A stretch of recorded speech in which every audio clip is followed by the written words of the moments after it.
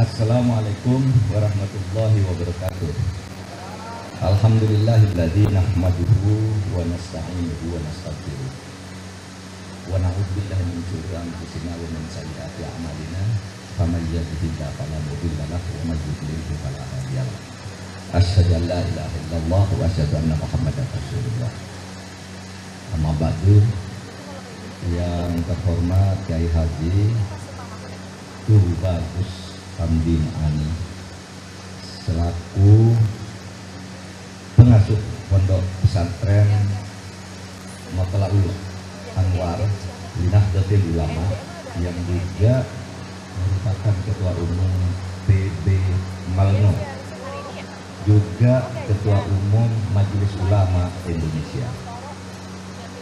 Yang terhormat pengurus Perguruan Islam Malno Pusat Abah Kiai Muhammad Ishaq, kemudian pengasuh Pondok Pesantren Pemawana Malno Kiai Haji Bagus Zaki Putron Ma'ani, sahabat saya Haji Rano Karno, tokoh masyarakat Banten, pernah menjadi gubernur di Banten, sehingga saya ajak untuk silaturahim juga sesama orang Banten. Kemudian peserta halakoh dari perwakilan MUI sebanten, tokoh lintas agama, tokoh masyarakat, dan pimpinan pondok pesantren sebanten. Saudara hadirin yang berbahagia, saya hadir untuk halakoh kebangsaan. Kebetulan ini sedang menghadapi pemilu, maka halakoh saya, ceramah saya ini akan saya bagi dua bagian kecil. Pertama, saya ingin menyampaikan nostalgia dulu sebagai mantan santri. Kemudian saya akan menyampaikan soal kebangsaan menurut pandangan ulama dan santri. Nah, karena ini namanya halakoh, maka nanti mungkin akan kita beri waktu untuk membahas, bertanya, menambah, mengurangi dari apa yang saya sampaikan. Saudara, saya tahun 68-69 masih kecil, mulai umur 9-10-11 tahun itu masih kecil sekali, hidup di pesantren. Saya pondok di pondok pesantren Al-Mardiyah di Waru, Pamekasan. Saya mendapat bekal moral dari pesantren. Ya, pertama ya belajar dulu, belajar kayak saya tadi tanya pada kayak ini di pondok pesantren ini fokusnya apa? Bahasa Arab, nahwu sorof. Wah, hebat betul. Saya waktu kecil itu di pesantren, betapa telatennya kiai itu mengajarkan tuh nahwu sorof dengan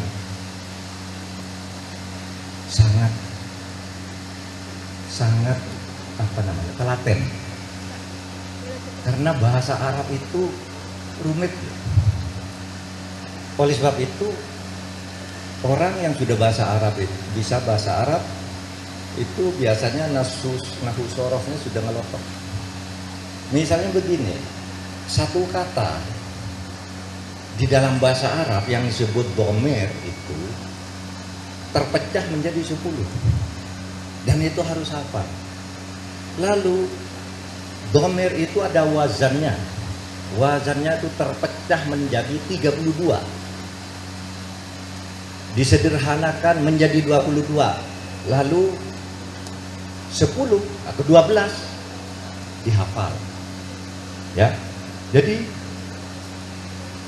ini 14 domer apa? Dihafal dulu. Kalau dia berdiri bersendiri, dia berdua, dia bertiga, laki-laki, itu beda domernya.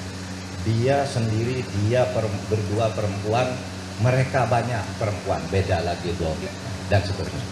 Sehingga saya dihafal, suruh hafal begini nih. Coba hafalkan tuh domer, dihafalkan. Huwa, huma, hum, hiya, huma, hunna, anta, antuma, antu, antu, antuma, antunna, ana, nahnu. Harus hafal. Ini 14 kata, kalau diwazankan lebih, itu beda lagi.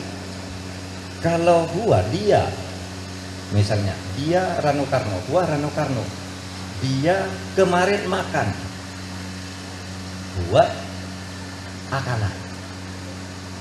Kalau sedang makan atau akan makan, huwa yakulu, gitu kan? Sehingga wazan itu kemudian ada fa'ala yaf'alu fa'lan fahuwa fa'ilun wa dzaka maf'ulun uf'ul la taf'ul maf'alun maf'alun mif'alun. Satu kata dalam bahasa Arab itu bisa dipecah menjadi 140 dan harus hafal. Dan saya hafal itu sejak kecil. Karena saya ada di pesantren.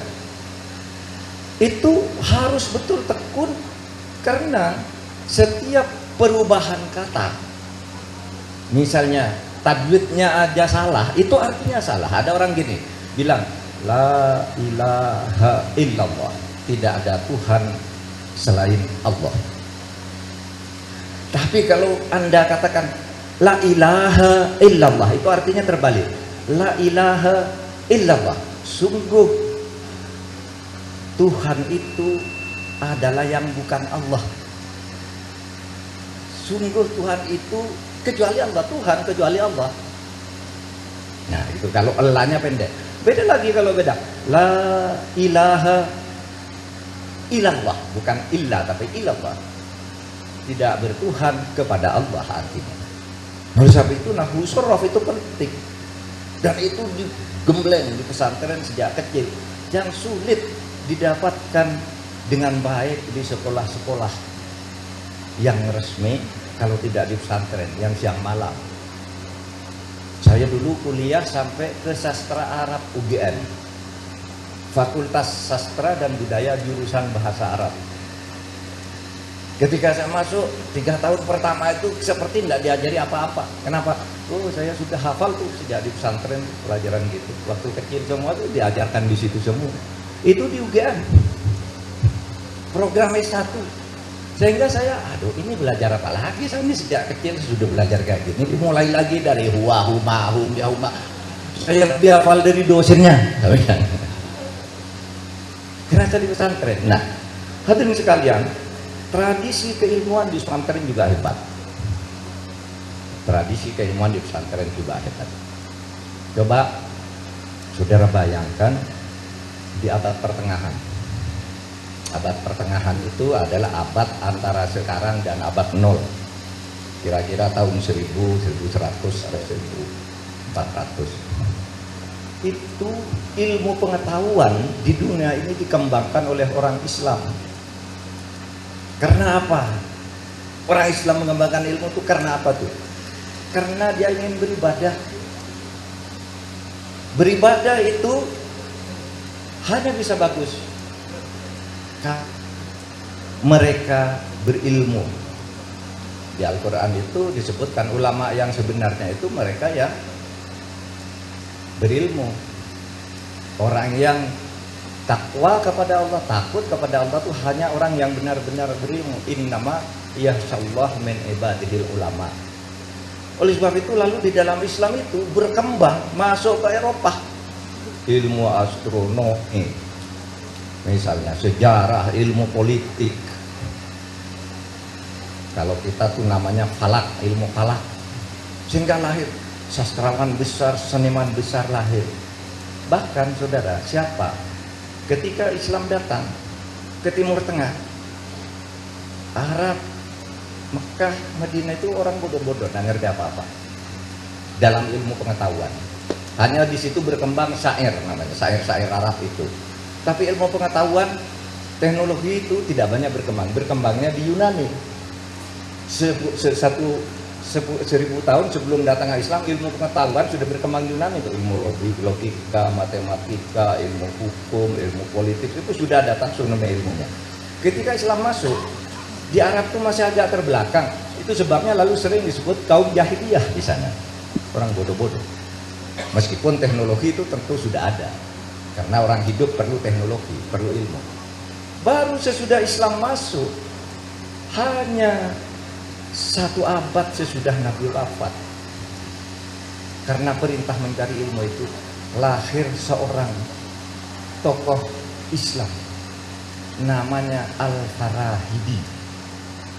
Nah, Al-Farahidi inilah yang pertama kali menulis kamus di dunia, namanya Qomus Al-Ain. Jadi karena Al-Farahidi itu ingin ilmu politik, ilmu hukum, ilmu logika, ilmu pemerintahan itu yang berbahasa Yunani itu bisa dipahami oleh orang Arab, diterjemahkan, dibuatlah kamus. Kalau rumah namanya dar, kalau pintu bab, kalau lampu misbah, diterjemahkan semua.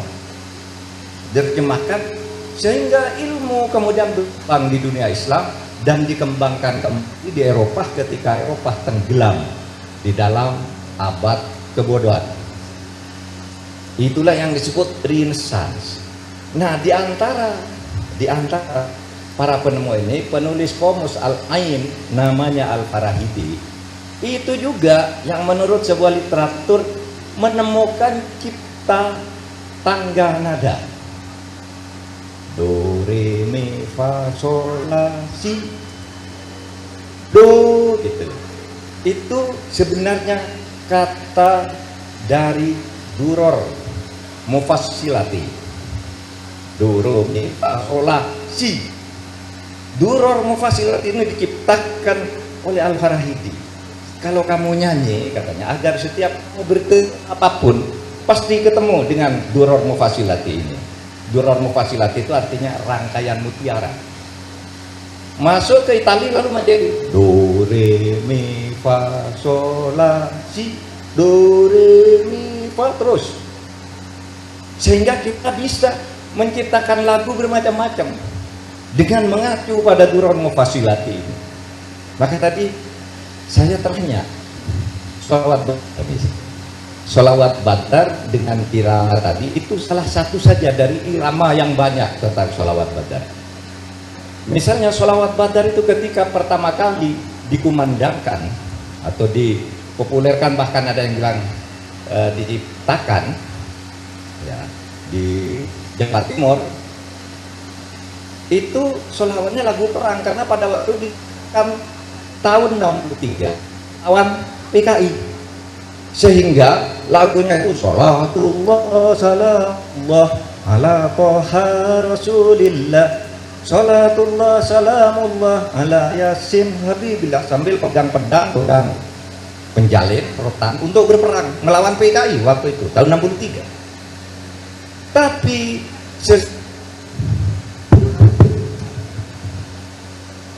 sesudah PKI kalah, pemerintah Indonesia menang, kembali ke Pancasila Undang-Undang Dasar, lalu sholawat Badar tadi tidak lagi menjadi lagu perang, tapi menjadi irama gembira pakai duror mufassilatinya Al-Farahidi. Gimana?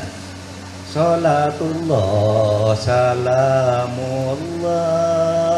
ala toha rasulillah, sholatullah salamullah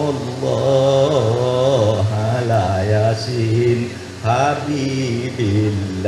Enak kan?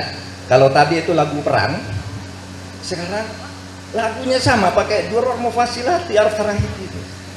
Irhamanya menjadi enak, menjadi rileks. Sholatullah, kalau tadi tegang. Lalu ketika kita harus merenungkan sesuatu, Sholawat tadi bisa menjadi lagu himne yang sangat mengharukan. Misalnya, Sholatullah salamullah ala Toha Rasulillah. Sholatullah salamullah ala Yasin Habibillah. Lagu marah semangat, lagu gembira, lalu lagu sendu. Karena ada do re mi fa sol la si do, buror mufassilat, rangkaian mutiara nada. Hebat. Oleh sebab itu, saudara, saya berharap pesantren itu bisa berkembang, mengembangkan segala cabang ilmu pengetahuan sehingga bisa mengurus pemerintahan, ngurus orang sekolah, ngurus kebudayaan, ngurus apa saja bisa diurus. Karena kehidupan manusia itu sangat luas, lapangannya banyak. Nah, itu satu nostalgia saya di pesantren. Nah, sekarang kebangsaan. Saudara, satu tugas suci untuk merawat peninggalan para pendiri negara yang sebagian besar dari ulama juga bergabung situ, yaitu merawat dan menjaga negara kesatuan Republik Indonesia. Negara ini milik kita bersama. Orang Islam tidak boleh menjauh. Negara ini harus diurus bersama-sama agar sesuai dengan tujuan dan ide mengapa para ulama dulu mendirikan negara ini. Jadi para ulama dulu ikut mendirikan negara ini simple tuh. Usul fikihnya begini. Apa tugas manusia hidup? Tugas manusia hidup adalah beribadah kepada Allah. Wa ma khalaqtul jinna wal insa illa liya'budun. Kamu semua hidup itu hanya untuk beribadah. Terus cara beribadahnya itu apa? Wal takum minkum ummatun yad'una ilal khair ta'muruna bil ma'ruf ya'muruna bil ma'ruf wa yanhauna 'anil munkar. Tugasnya menyebar kebaikan dan mencegah kemungkaran. Itu tugas. Jadi amar ma'ruf nahi munkar itu bagian dari upaya ibadah kita. Nah, untuk beribadah dan beramar ma'ruf nahi munkar itu, ketika kita dulu dijajah oleh Jepang, oleh Belanda, itu tidak bisa beribadah dengan baik. Orang naik haji aja pada waktu itu naik di dek-dek kapal.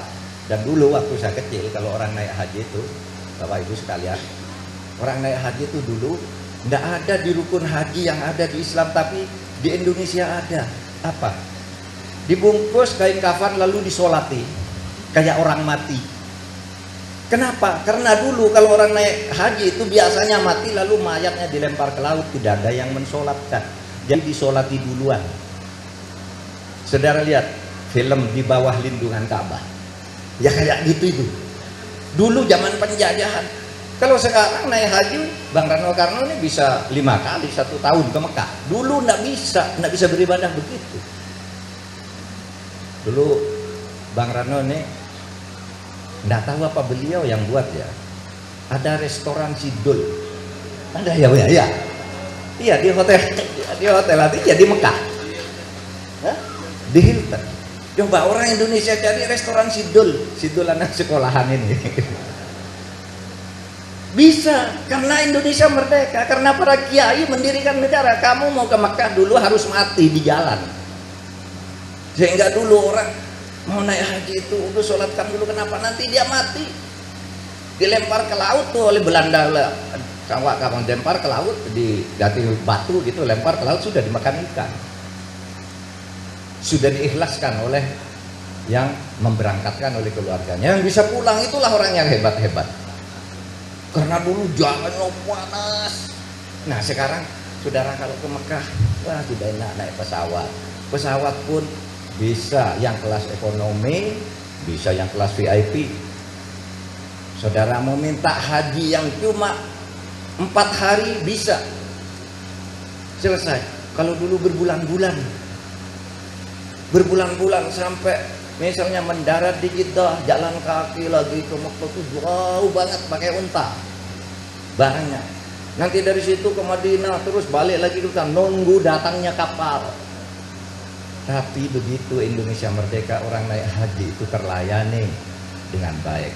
Masjid bagus, pesantren bagus, sehingga beribadah menjadi baik. Maka untuk beribadah dengan baik itu lalu dipakai dalilnya sederhana. Untuk fikih kebangsaan itu dalilnya mala yatimul wajib illa bihi fahuwa wajib. Jika kewajiban beribadah dan amar ma'ruf nahi mungkar tidak bisa engkau lakukan kalau engkau tidak punya negara, maka mendirikan negara itu wajib. Maka para ulama berjihad, harus berjihad kita. Mendirikan negara itu wajib hukumnya, dan hasilnya ada. Itulah sebabnya Kiai Hasyim Asy'ari membuat fatwa, apa namanya, resolusi jihad. Apa isinya? Setiap orang Islam di Indonesia itu wajib melawan penjajah Belanda dalam radius sekian. Sifatnya fardu ain, wajib bagi setiap orang, bukan fardu kifayah. Kata Kiai Hasyim Asy'ari. Untuk apa? Mempertahankan Indonesia. Itu resolusi jihad itu dikeluarkan 22 Oktober. 2 minggu kemudian meletus Hari Pahlawan di Surabaya, di mana seluruh orang Islam turun mengusir pembajah. Itulah yang kemudian dikenal sebagai Hari Pahlawan 10 November.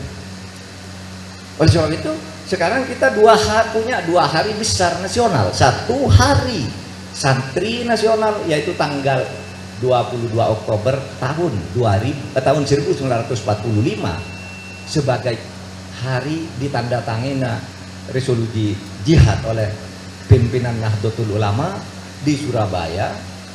Kalau menurut sejarahnya itu resolusi jihad itu dikeluarkan tanggal 19 Oktober, dibuat oleh Kiai Hasyim Asy'ari. Tapi kemudian ketika ulama dapat, wah ini diumumkan aja secara resmi, mari kumpul di Surabaya.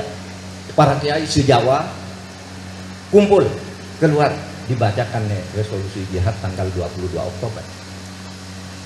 Dihadiri para kiai. Dan itu yang melahirkan pejuang-pejuang seperti Bung Tomo. Yang menjadi ikon dari Hari Pahlawan itu Bung Tomo. Kenapa? Bung Tomo sebelum melakukan perlawanan 10 November itu dengan teriakan Allahu Akbar, Allahu Akbar, Allahu Akbar, itu berkonsultasi dulu dengan Kiai Hasyim Asy'ari dari Surabaya pergi ke Jombang. Gimana caranya? Diberi fatwa, lawan penjajah lari. Jenderal Malabi meninggal di Surabaya. Apa itu artinya? Saudara, itu dalam rangka melaksanakan mala yatimul wajib illa bihi bahwa wajib. Nah, kita sudah punya negara ini. Dan apa negara ini? Kalau kata NU, dan Majelis Ulama juga menyatakan negara Indonesia itu adalah Darul Mithaq. Darul Mithaq itu artinya negara hasil perjanjian, negara hasil kesepakatan. Oleh sebab itu harus dijaga kesepakatan yang telah dicapai, karena barang siapa mengingkari kesepakatan itu harus ditumpas. Itu menurut hukum Islam. Kalau Muhammadiyah menyebut sama, cuma pakai kata lain. Indonesia ini adalah Darul Ahdi Wasyahadah. Indonesia ini adalah negara hasil perjanjian dan hasil perjuangan bersama, kesaksian untuk terus dibangun bersama-sama. Darul Mithaq, Darul Ahdi. Siapa yang melawan kesepakatan, melawan perjanjian, menurut hukum Islam itu adalah bugot, pemberontak. Pemberontak boleh ditumpas. Itu hukum Islam, fikih. Fikih itu. Nah, sebab itu saudara, mari kita jaga Indonesia ini sebagai darul misak, negara kesepakatan, negara hasil perjanjian. Siapa yang berjanji? Yang berjanji seluruh bangsa Indonesia. Waktu itu para umat Islam, umat Kristen, umat Hindu, suku Sunda, suku Jawa, suku Madura, suku Batak, semua berjanji. Ayo kita berjanji mendirikan sebuah negara bersama yang namanya Negara Kesatuan Republik Indonesia. Jadi saham kita terhadap Negara Kesatuan Republik Indonesia sangat besar. Jangan ngambekan, jangan ngamuan lalu pergi udah urus sendiri, nggak boleh. Harus kita yang ngurus. Karena apa? Karena ini kita punya saham besar di Republik ini. Umat Islam wajib menjaga Negara Kesatuan Republik Indonesia itu dengan segala filsafatnya. Lalu ada yang tanya begini, saudara, Pak, apakah negara Islam ini sesuai syar'i? Sesuai tidak dengan yang diajarkan oleh Islam, oleh Nabi Muhammad? Oke. Saya beri dua jawaban dari banyak jawaban tentang itu. Saudara, ketika Nabi Muhammad mendirikan negara Madinah, itu membaca proklamasi yang kemudian ditiru oleh proklamasi negara Republik Indonesia. Gini, proklamasi itu dibagi 3 bagian ya. Kami bangsa Indonesia. Bangsa itu ada suku-sukunya yang banyak. Bangsa Indonesia. Dengan ini menyatakan kemerdekaan Indonesia. 2. Bangsa, kemerdekaan. Hal-hal yang mengenai pemindahan kekuasaan. 3. Dilakukan dengan cara sama dan dalam tempo yang berbeda. 1. Bangsa. 2.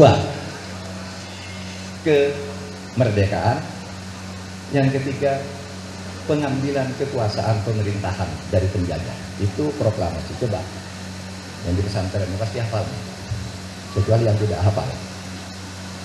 Ini yang dibacakan dari Nabi Muhammad itu proklamasinya sama substansinya gini. Nabi Muhammad, hadza kitab Muhammadin sallallahu alaihi wasallam. Inilah proklamasi, inilah kitab, inilah ketentuan, inilah keputusan dari Nabi Muhammad sallallahu alaihi wasallam.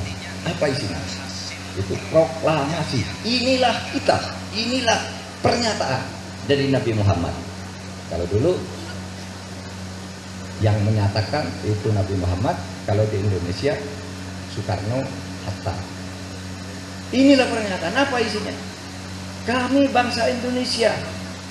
Dibahasakan oleh Nabi Muhammad bainal mu'minin wal muslimin wa quraisyin yathribin wa man tabi'ahum. Itu bangsa antara orang mukmin, orang Islam, orang Quraisy, orang Yathrib yang banyak, pengikut-pengikutnya yang berbeda-beda, agamanya beda, sukunya beda, kulitnya. Falahi qabihim. Mereka bersatu menyatakan merdeka. Lahir bangsa merdeka, mengambil kekuasaan dari penjajah. Wajahada ma'ahu, kata Nabi, berjihad bersama untuk membangun sebuah pemerintahan. Wahum ummatun wahidatun min dunin nas. Dan negara yang dibangun oleh Nabi Muhammad ini namanya negara Madinah, bukan negara Islam Madinah. Negara Madinah itu apa? Madinah itu negara berkeadaban, negara yang beradab. Namanya Madinah itu dulu Yathrib. Banyak penduduk, beda suku, beda agama, bertengkar terus, bermusuhan. Oleh Nabi Muhammad disatukan. Falahi qabihim, bersatu di sebuah kota yang bernama Madinah Al-Munawwarah. Kita bersatu sini dengan baik, meskipun yang Yahudi, yang Hindu, nggak ada Hindu waktu itu, hanya di Indonesia. yang Nasrani silakan, yang Majusi. Mari kita hidup di dalam sebuah negara kosmopolit, negara yang menerima perbedaan dan rukun di dalam perbedaan. Saudara, saya sering merenung hebat ya. Para ulama kita itu ketika menyumbangkan pikiran untuk proklamasi kemerdekaan, dia katakan bukan deklarasi tapi proklamasi, bukan declaration of independence tetapi proclamation of independence. Ambil sepihak. Kalau seperti India bisa disebut deklarasi. Kenapa? Karena dia tidak ambil sepihak, diberikan oleh penjajah. Nih kamu merdeka. Indonesia enggak, ambil lalu lawan, usir penjajah. Ini satu-satunya bangsa pahlawan di dunia, Indonesia ini. Harus kita yang menjaganya, saudara sekalian. Nah, oke. Terus tadi disebutkan kan alasan yang kedua, kan saya tadi beri dua alasan. Itu sejarahnya, sejarah proklamasi yang disebut Piagam Madinah itu bahasa Arabnya seperti itu. Ada kitab Muhammadin sallallahu alaihi wasallam bainal mu'minin wal muslimin wa quraisin wa istirin hali falahi qabihim wa jahada ma'hum wa hum ummatun wahidatun min dunin nas. Itu proklamasi kemerdekaan kita. Sama. Nanti dicari, dibaca itu para kiai ya, para ustadz, dibaca tuh coba. Piagam Madinah bandingkan dengan proklamasi kemerdekaan, sama. Jadi ini sudah Islami, negara ini bukan negara Islam tapi Islami. Islam itu kata sifat, bukan kata benda. Apa artinya? Ya negara ini mengandung nilai-nilai keislaman yang luhur, sayang sesama manusia, pro pada keadilan, pro tegaknya hukum, kehidupan sosial yang rukun, membangun bersama, menjaga lingkungan hidup, itu Islami namanya. Membangun demokrasi itu Islam. Nah, saudara, sehingga pernah ada suatu kisah ketika Nabi akan berangkat ke perang Uhud, ada seorang Yahudi namanya Muhairik. Muhairik ini orang Yahudi tapi ikut tentara Islam, tentara Madinah, melawan kaum Quraisy yang menyerang ke Madinah di Bukit Uhud. Lalu ditanya, Muhairik, kamu mau ikut perang? Iya. Kenapa? Karena saya adalah pengikut Muhammad. Bukankah kamu orang Yahudi? Iya, saya Yahudi, tapi saya mengikuti kepemimpinan Muhammad. Bagi saya Madinah itu bukan negara Islam, ini negara kita, ini bangsa kita. Oleh sebab itu Muhairik itu ikut perang ke Uhud sebagai orang Yahudi. Tiba-tiba di situ ada kecelakaan di mana strategi perang kita itu terkecoh. Tentara panah yang dari atas itu melihat di bawah orang Quraisy sudah kalah, yang di atas turun semua rebutan harta rampasan. Lalu tentara yang sudah lari itu balik dari atas bukit menyerang lagi ke umat Islam, sehingga Nabi waktu itu dalam bahaya. Sahabat-sahabat pecinta Nabi meletakkan dirinya di depan Nabi agar panah yang menuju Nabi masuk ke dirinya sendiri, termasuk Muhairik yang Yahudi ini kena panah, jedar. Lalu ditanya, Muhairik, kamu sudah akan mati, tidak akan tertolong, tidak masuk. Kenapa? Maukah kamu masuk Islam? Kata Muhairik, enggak. Saya tetap Yahudi. Terus gimana? Ya nanti saya dikuburkan secara Yahudi. Ini Muhairik. Baca nanti di kitab tarikh itu di perang Uhud. Saya tetap Yahudi. Loh, mengapa kamu membela? Karena saya membela tanah air. Madinah, watani. Madinah itu tanah airku. Maka saya bela. Saya ikut Muhammad meskipun saya tidak Islam. Terus hartamu bagaimana? Serahkan seluruh harta saya ke Baitul Mal, ke kantor bendahara negara di Madinah. Tidak diwariskan ke keluarganya. Kenapa? Karena dia cinta tanah air. Jadi zaman Nabi Muhammad pun orang Yahudi, orang Nasrani, orang apa bergabung membela negaranya. Itulah yang disebut wapon. Sehingga kalau di Indonesia ada kata waponi, hubbul waton dan sebagainya, itu merupakan penggalian dari peristiwa-peristiwa itu lalu dilakukan dalam bahasa Arab. Itu satu, tentang kosmopolitanisme. Saudara, tadi saya katakan Indonesia itu adalah negara kesepakatan. Apa kesepakatannya? Kesepakatan pertama, satu, membangun negara dengan satu ideologi namanya Pancasila. Di mana letak agama di dalam Pancasila itu? Letaknya adalah di dalam sila ketuhanan yang Maha Esa. Semua penganut agama dilindungi haknya untuk beribadah. Termasuk orang Islam yang dulu dikuyo-kuyo oleh orang Belanda. Nah, sekarang dilindungi untuk beribadah. Kamu dirikan pesantren, dirikan masjid, dirikan. Mau sekolah, di sekolah modern, sekolahlah. Mau jadi pejabat, jadilah pejabat. Dibuka semua. Di dalam negara kesatuan itu. Kesepakatannya itu mendirikan negara di dalam perbedaan, Bhinneka Tunggal Ika. Itu kesepakatan. Oleh sebab itu jangan menjadi separatis. Saya tidak mau. Wah, itu dilawan. Menurut hukum Islam itu bubar. Kalau melawan negara kesatuan Republik Indonesia itu, apapun alasannya adalah bubar. Nah, saudara sekalian, jadi yang kesepakatan tadi mendirikan negara bersama. Lalu gimana negara bersama itu diatur? Diatur melalui demokrasi. Diatur melalui demokrasi. Kalau orangnya banyak beda-beda, gimana cara ngatur? Dia sudah diatur bersama tapi oleh wakil masing-masing. Bagaimana wakil itu dipilih? Dipilih melalui pemilihan umum. Itu saja fikihnya. Fikih politiknya seperti kesepakatannya. Negara Kesatuan Republik Indonesia diperintah secara demokrasi sebagai kesepakatan untuk melaksanakan demokrasi, dilakukan pemilihan umum agar orang bisa memilih pemimpinnya dengan benar, memilih wakil rakyatnya dengan benar. Sehingga dulu Gus Dur itu tidak pernah bilang saya memperjuangkan Islam di Indonesia. Gus Dur bilang saya orang Islam, saya orang pesantren, ingin pesantren maju. Oleh sebab itu saya ingin memperjuangkan demokrasi. Kenapa? Kalau demokrasi tumbuh, orang Islam tuh bisa naik sendiri kalau berprestasi. Nggak usah pakai sentimen keagamaan kalau tumbuh demokrasinya. Itu orang Islam juga yang kemudian akan mengatur secara signifikan negara ini. Nggak usah bertengkar, nggak usah saling fitnah, nggak usah diskriminasi kepada yang lebih kecil dari kita. Kita bersama dengan segala tingkatannya. Nah, saudara, terakhir, apa hasil dari perjuangan umat Islam di NKRI ini? Apa hasilnya?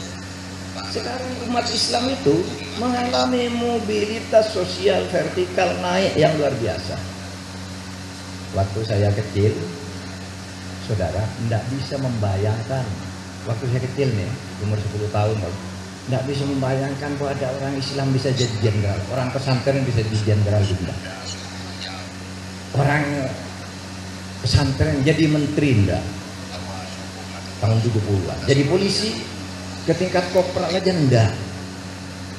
Karena orang Islam tuh waktu itu sebagai peninggalan politik, pecah belah politik, diskriminasi, penjajah. Orang Islam pada awal-awal kemerdekaan tuh bodoh-bodoh, dibuat bodoh.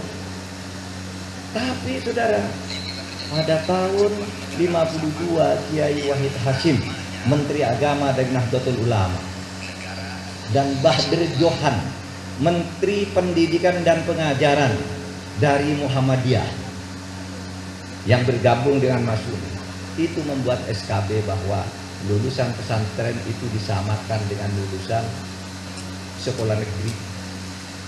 Maka setelah itu ada namanya akreditasi, ada status. Ibtidaiyah itu sama dengan negeri, boleh jadi pegawai negeri. Sanawiyah sama dengan SMP, aliyah sama dengan SMA, al-jami'ah sama dengan universitas. Ijazahnya sama lalu boleh menjadi pegawai negeri.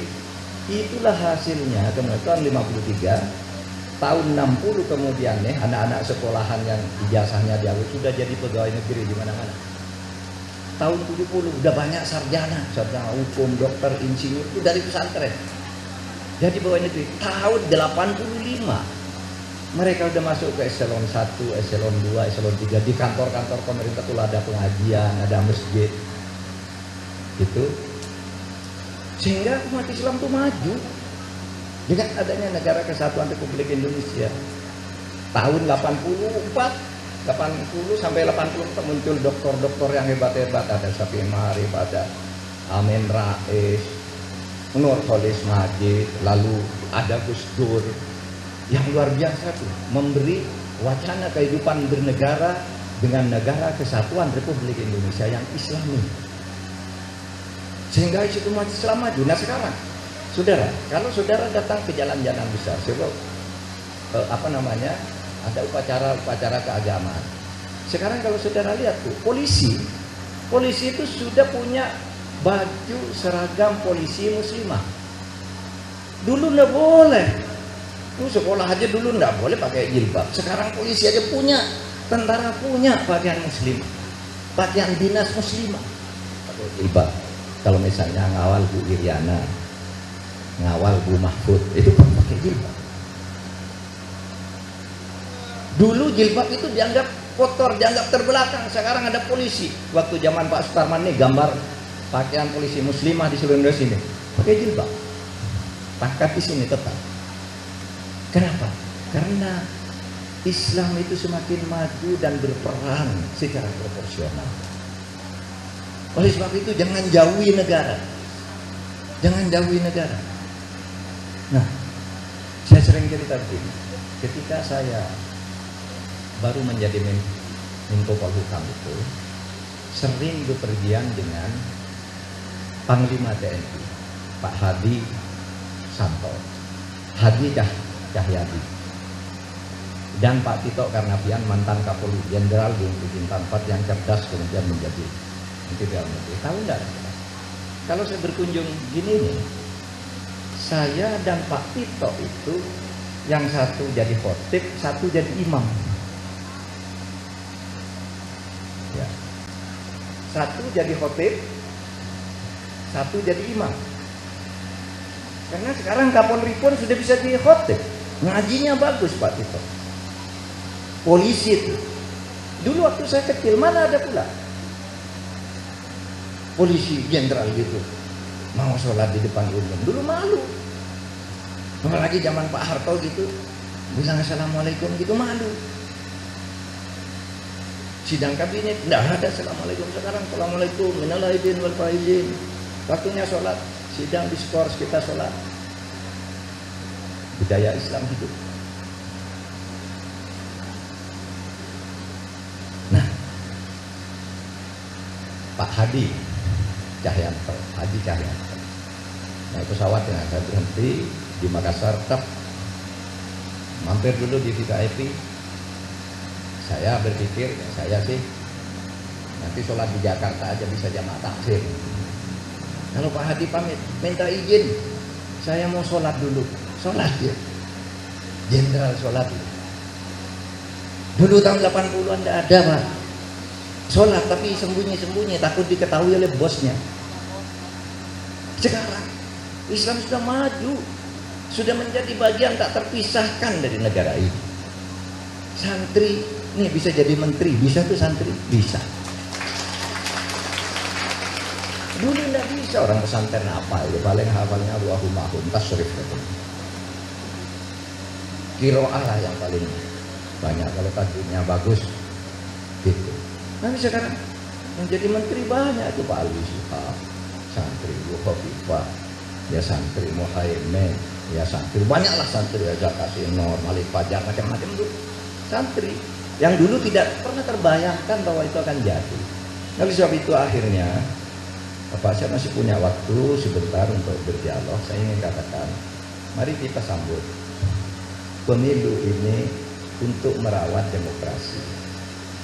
Saya tidak akan menyarankan atau menyuruh saudara pilih siapa. Saudara nilai saja semua calon yang ada. Kalau Anda bilang, oh itu yang bagus, itu pilih. Oh itu yang bagus itu pilih, itu yang bagus pilih, itu yang bagus itu pilih. Memang kebetulan saya menjadi salah satu calon. Silakan bandingkan. Kalau enggak, oh sudah enggak apa-apa. Pak Rano Karno juga calon, mantan gubernur, jadi anggota DPR, bagus prestasinya, bercalon lagi. Silakan dipertimbangkan lagi, dinilai. Itu namanya merawat negara sesuai dengan fiqhus siyasah, fikih politik dan fikih ketatanegaraan kita tuh seperti itu. Pilihlah wakilmu, wakil Anda yang bisa Anda percaya. Jangan karena ditekan oleh Koramil misalnya ya, misalnya ditekan oleh Polres, ditekan oleh Kodim. Kalau ditekan saudara tidak punya kekuatan, iya pak, iya pak, iya. Nanti pas nyeblos yang lain aja. Tidak apa-apa. Boleh saya bicara begitu? Boleh, karena ini adalah masa kampanye. Tapi saya kampanye tentang kejujuran, bukan mengkampanyekan diri saya. Kampanye tentang kejujuran. Itu.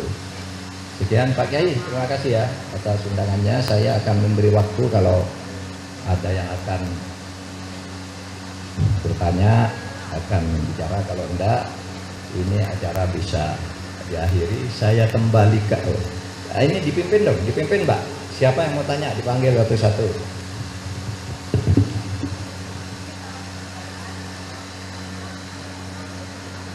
Ya, dua dulu.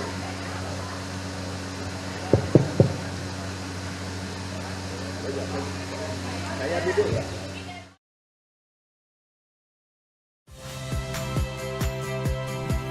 Saya Yasir Neneama. Saksikan program-program Kompas TV melalui siaran digital, pay TV, dan media streaming lainnya. Kompas TV, independen, terpercaya.